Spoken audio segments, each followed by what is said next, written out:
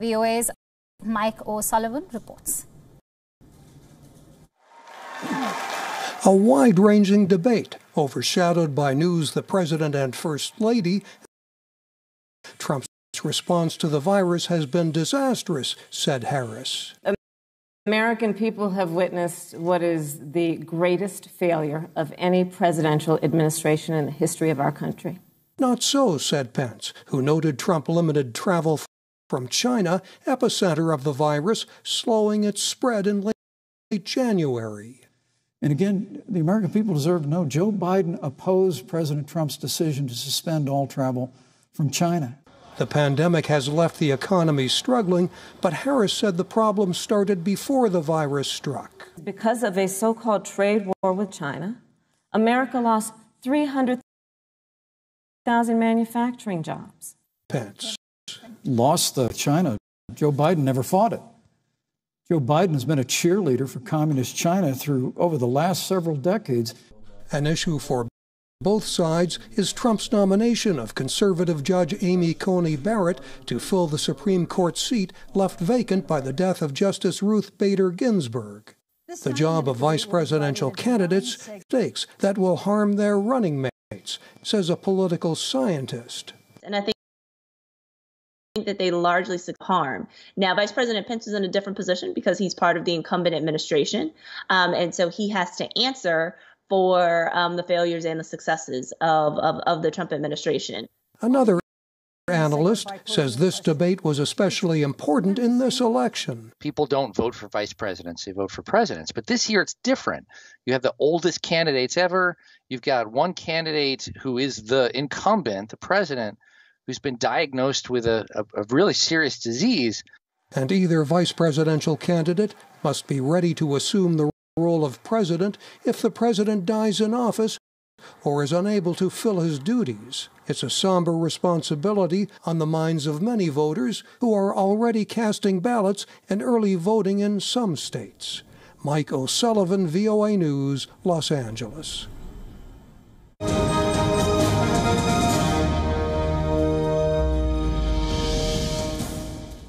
To put the vice presidential debate into perspective, I'm joined in by Voice of America's Nova Poerwadi, who's joining us live from Washington, D.C. at this hour. Nova, as individuals who are not on the top of the ticket, how much of an interest did the debate garner this time?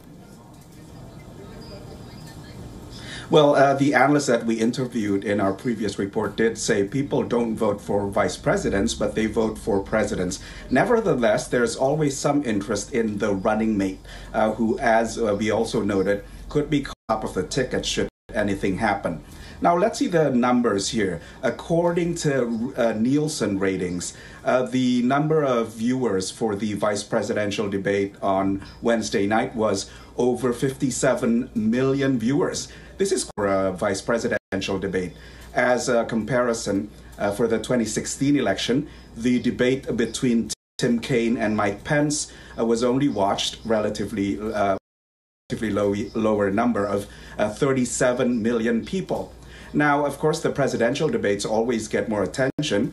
The first debate between Donald Trump and Joe Biden in Cleveland, Ohio, for instance, garnered a viewership of. This is to be compared to the presidential, but debate actually had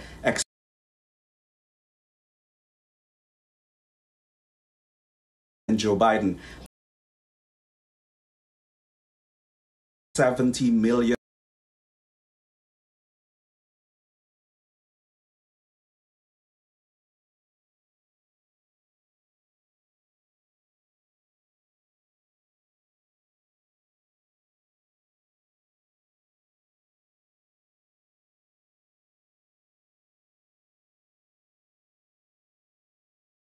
Political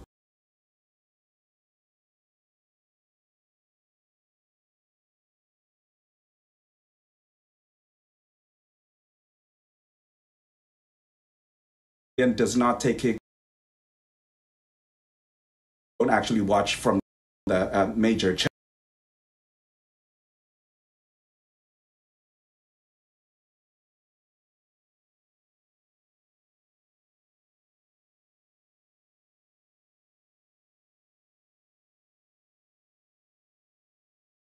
Ferraro in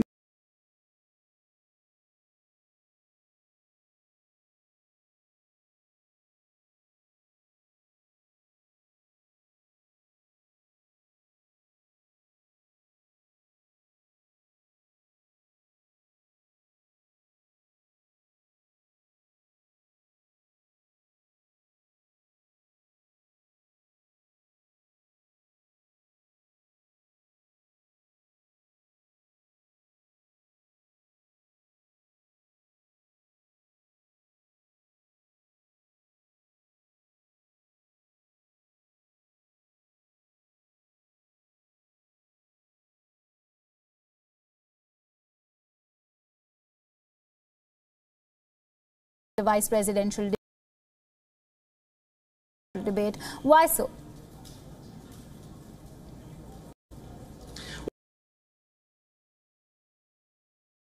Policy issues.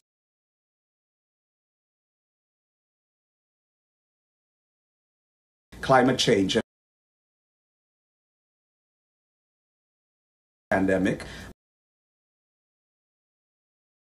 Issues such as the China, which according to Kamala Harris was something that the administration failed in and resulted in more job losses on the side of the Americans. And according to Vice President Pence, was actually one of the strong points of this administration, with China being confronted, something that Joe Biden, according to Pence, failed to do. And of course, there were other issues such as the reports about Russian bounties on American service members in Afghanistan. That also got brought. So Mike Pence mentioned the move of the U.S. Embassy to Jerusalem, which he says is one, he touts as one example of a promise kept, whereas he accused Vice President Biden of making the same promise but never following through on it. So certainly many issues about foreign policy. And we were hoping some of this would come up in the Miami debate, which was supposed to be scheduled for the 15th of October. That debate takes the form of a town hall debate. So it would have, different from the previous two debates, which were moderated. All these questions would come from regular people who were in the town hall. And Miami in Florida has a large population of Cuban Americans, Venezuelan Americans, a lot of Latin Americans who have more concern about politics in their home country, in the old country. And a lot of them support President Trump's harsher stance against Venezuela and Cuba. But a lot of some also view positively Joe Biden's approach. So we would have seen a lot of foreign policy in that debate, perhaps. But no one knows whether it's happening. It seems like it's not happening because they changed it to a virtual format, and President Trump does not want to sit behind a computer, as he says, and talk about that still policy. Remains undecided. He doesn't want to debate virtually. Absolutely. It remains undecided. We'll have to wait and watch if that. Talk about to be swinging now. For now, look at our next story. President Donald Trump's coronavirus infection has also put the presidential campaign's focus back on the pandemic. Continues to lead the world in the number of infections. Voter reaction across the country has been mixed. While some are sympathetic towards the US president, many are also blaming him for downplaying the seriousness of this pandemic. Not to forget his failure to follow public health protocols. Here's a report by VOA's Brian Patton. Over the weekend, President Trump's supporters gathered outside of Walter Reed Military Medical Center in suburban Maryland as the president was undergoing coronavirus treatment to wish him a speedy recovery. He's strong, he's a fighter, so I have every hope, but I mean, obviously they need to take every precaution. On Sunday, supporters cheered as Trump briefly emerged from the hospital to wave at the crowd from his motorcade, but some medical experts raised concerns that 2 Secret Service agents were riding in the vehicle with the infected president. A new Reuters poll indicates the outpouring of concern for the president's well-being may not have helped the campaign, with Democratic candidate Joe Biden increasing his lead nationally to 10 percentage points over Trump. And in the same poll, nearly two-thirds of respondents thought the president, who has held crowded events and mocked the wearing of masks, probably would not have been infected if he had taken the virus more seriously. Across the country, voters critical of the president have tempered their concern for his health with harsh criticism for what they see as his reckless behavior. In Wisconsin, I don't want the man to die from it, but I hope he gets a good case of it, so he understands how people are suffering and dying and realize how serious it really is. And in Virginia, where early voting in the presidential election has already begun. On the one hand, people may feel sympathetic toward him. On the other hand, people may think it's ironic since he's been so anti-mask and all of that. For its part, the president's efforts to limit the pandemic's impact on the economy. We can't all just stay in our basement for the rest of our lives. We have to get out there and live our lives and take this on, develop the vaccine, develop more therapeutics, and defeat it. While the Trump campaign has been mostly sidelined as he recuperates from COVID-19, Biden continues to hold a mix of socially distanced and virtual events of the pandemic. Brian Padden, VOA News, Washington.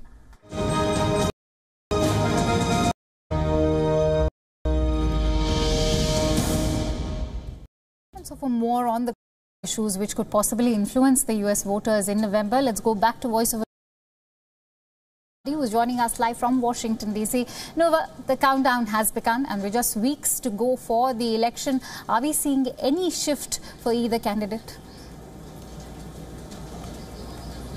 Well, as we mentioned in that report, the lead that Joe Biden holds nationally seems to be, in some polls, it's even in the double digits, Quinnipiac included. It ranges in the polls that mention him being in the double digits in the lead. It's something like 10% or 14% among all likely and also all registered voters. But of course, as we always say, this is not a popularity contest, so we have to look at the numbers in the states. It's the lead is usually relatively modest. We see in Florida, Quinnipiac University basically says that 51% now support Joe Biden, whereas 40% support Donald Trump. Before the debate, this number was 48% for Biden and 45% for Trump. A lot of these polls were taken after the debate, which, as we all saw, was pretty contentious, with a lot of interruption, a lot of voters in Biden's favor. But also in Pennsylvania, where Biden was born, he now leads 54% to 41% for Trump. Now, nationally, we see a shift in certain demographics that were key to 2016. Older voters, 65 and over, women, suburban, they've largely swung towards Joe Biden. In an NBC News and Wall Street Journal poll, we see that seniors now support suburban women, 58% support Biden, and 33% Trump. Now, a lot of these various issues, Quinnipiac University poll, what they saw as important in a presidential candidate, and they cited, keeping Americans united, keeping Americans safe, and also being able to tackle a lot of America's problems. Now, a lot of these debates weren't, a lot of these polls were taken after the debates, but before President Trump contracted coronavirus. So it'll be interesting how they swing one way or another, whether more people sympathize with him and then you swing for him, or whether more people consider him, consider his behavior as a matter and of his fact, Nova, policies reckless. As a matter of fact, the coronavirus has actually been a bone of contention, not only in the United States, but even back here in India. On that note, Nova, in 2016, independents and undecided voters did a last-minute swing to Donald Trump. Are voters still undecided in the election campaign of 2020? Well, that's a major factor that could decide this election. The interesting thing is the number of undecideds during the presidential and vice presidential debates in 2016 were something like 10% or so. This time, it seems to be a lot lower, maybe 3% according to Quinnipiac University. But also, so many people have already voted early. An organization called the United States Election Project keeps tallying the number of early votes that have come in, and they say that as of today, 7 million people and counting have already given their votes. And during the vice presidential debate on Wednesday, 5.6 have given their votes. So no matter how the debates or bombshells, they've made their minds, they've given their votes. And this is, during the last election, it was who've given their votes by this point. We in Washington, D.C., we've received our ballots by mail. And, you know, there are several drop-off points located in many neighborhoods that we can drop these off at. So a lot of people have made up their minds. So the undecided voter is a very rare person these days. And the United States Election Project, one of their analysts from the University of Florida, is even projecting that this could boost participation to 65%. Now, that may not sound very astronomical by Indian standards, because as I understand it, the last election in India was 67%. Right. And also 2014 was around that number as well, whereas it kind of dipped in the previous elections. But in America, 65% has not been experienced since 1908. So if that happens, then it would be a very high number, considering the last election was the participation was only 55%. And this could also be owing to absentee voting, early voting, but also another factor that this that you have to consider as well. Absentee voting, while they are coming into the polling stations, they are not counted until November 3rd. So this might cause a little delay in counting the votes, because they're now coming in, but they can't be counted. And people are talking about election week on November 3rd instead of election day, Akansha, because we have to maybe wait for a few days for all the votes to be counted. Absolutely, because as you mentioned, early voting has played a very, very vital role. We'll have to actually wait and watch and see how things pan out by the time we reach the election week. For all that, we will keep tracking all these latest details as we keep coming back to you every week. Thank you so much, Nova, for bringing in those precious inputs from the United States. Thank you.